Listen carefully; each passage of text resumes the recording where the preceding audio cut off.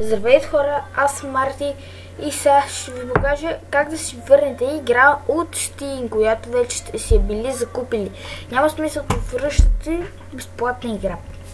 Можете само да си я деинсталирате.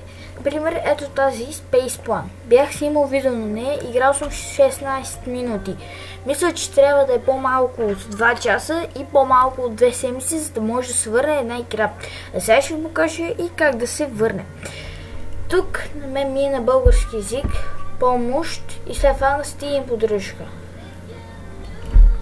Сега как да си върнете играта? Интернет няма смисъл да я връщам. И CSGO не мога.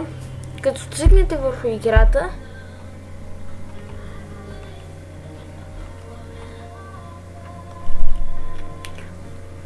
и тук какъв проблем имате с този продукт?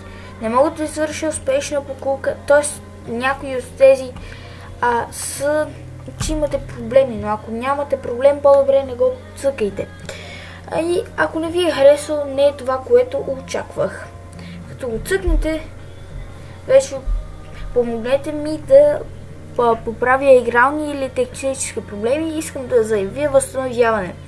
Когато го направите това, те ви изпращат на АБВ почтата код, не код, че сега ви проверяват това и трябва да имате нещо такова. Не излиза веднага, няколко часа по-късно, може би, на мен ми излезе сигурно 2 часа, 1 час и нещо по-късно.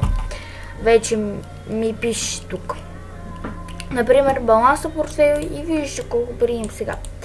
И висящ баланс, достъпни са до 3 часа. На вас трябва да ви пише 24 часа, ако е ново.